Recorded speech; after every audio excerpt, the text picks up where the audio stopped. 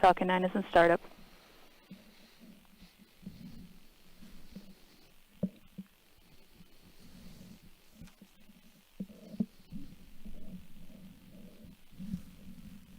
Launch director is go for launch and landing.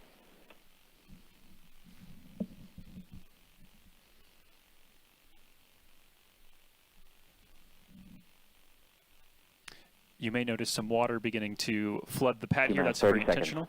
That's actually a sound suppression system that occurs to allow the sound of the vibration of the sound to actually be suppressed, and it also helps with some cooling as well. Falcon 9 is configured for flight. T-minus 15. 10. 9. 8. 7. 6. 5. 4. 3, 2, 1, 0. And liftoff of Sentinel 6, Michael Freilich, continuing a legacy of ocean observation and international collaboration to benefit all humanity.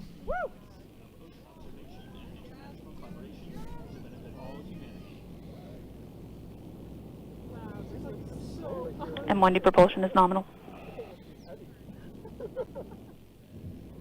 M1D propulsion is nominal.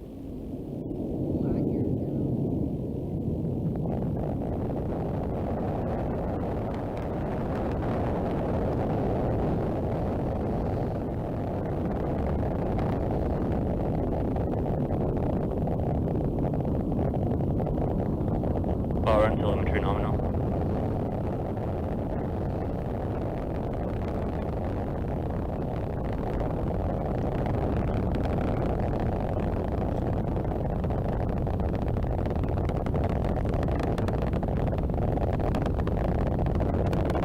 Vehicle is supersonic.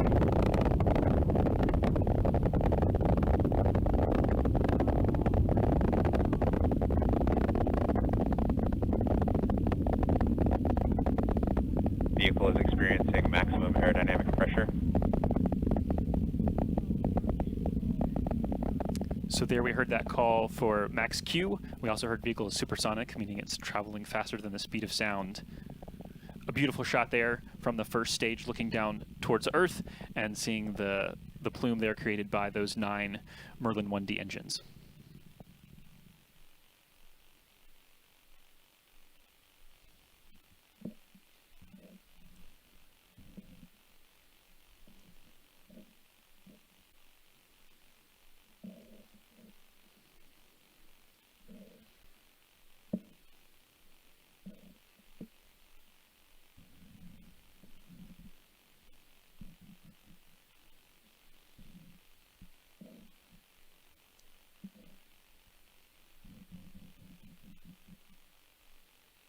Beautiful clear skies there from Vandenberg on the ground, able to track with that rocket as you see it on screen now. Just a reminder, coming up here very quickly, we're going to hear booster, or first stage engine cutoff. Stage separation confirmed. Booster separation is there, visible on screen now. Beautiful shot. There's the backflip, as Jesse mentioned, beginning with the Falcon booster. Stage 1, boost back burn is started.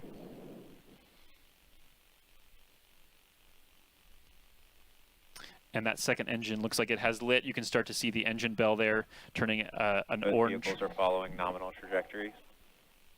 Fairing separation confirmed. And there goes the fairing. That's exposed. That is Sentinel 6, Michael Freilich there on your screen. That is the satellite that has been exposed now because the fairings have been jettisoned and separated, and you just saw it there tumbling away. Some beautiful shots on the way to orbit.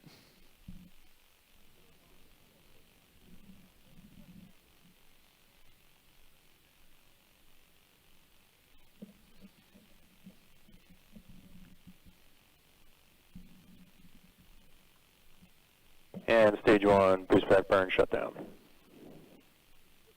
So we're getting reverse angle views of that engine on screen. That's what you're seeing.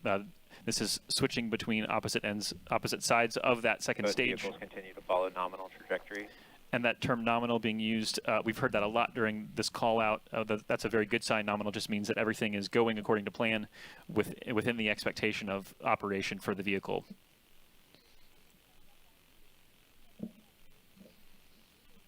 So we are, oh, there, a great shot from the first stage. You can see the hypersonic grid fins there that are expanded, those honeycomb-shaped structures. As the booster begins to enter the atmosphere, those will be able to help guide and stabilize the booster to make sure that we hit that pinpoint landing like we heard that question asked. How do we ensure pinpoint landing? And those grid fins play a huge part in that. That second stage is in the middle of its first burn. This burn will last approximately 6.5 minutes. And then there will be a long coast phase today. And then we will have a very short, a relatively short second stage, second burn to put us in the correct orbit to follow that path of the Jason series, as we heard earlier.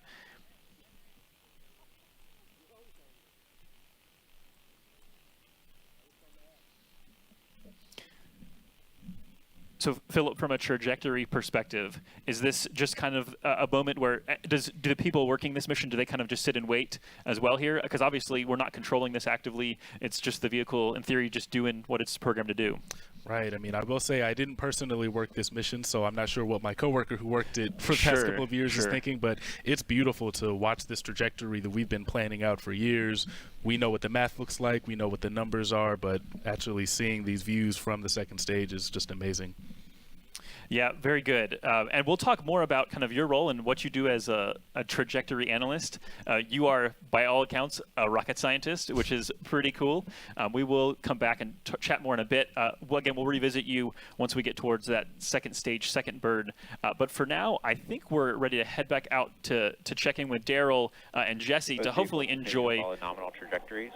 what I would expect to be a beautiful, very noisy nominal landing of that booster. Daryl, how was launch? How did it look out there?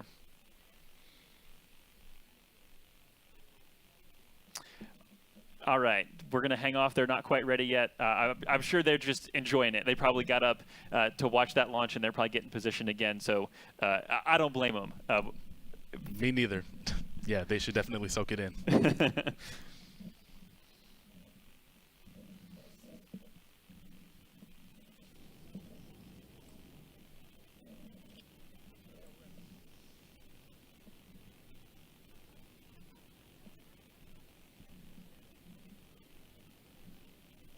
So that second stage Merlin vacuum engine, MVAC as we like to call it, that produces around 210,000 pounds of thrust once it's on orbit in the vacuum of space. Stage 1 entry burn has started. All right, so call for the entry burn there. I think Daryl and Marina are ready for us. They should be there with Jesse to talk us through the landing. How was launch? Oh my goodness! It's incredible. It was incredible. That's why we're late. We're all we're all talking at the same time. It's great. Can you tell that we were excited? We were standing Stage there. 1 We saw entry it. burn It was shut so down. clear we could see the separation as it was going the entire time. Jesse, I mean, isn't that awe-inspiring? Mind is blown. so? It's going to be landing right behind us, and we've got a view now of the actual booster coming back. It's got its grid fins out. And that's helpful. It has to use those things. Yep, it has to help steer it as it's making its way back to land. So it's the steering mechanism. It's really interesting that it lands right next to the launch pad.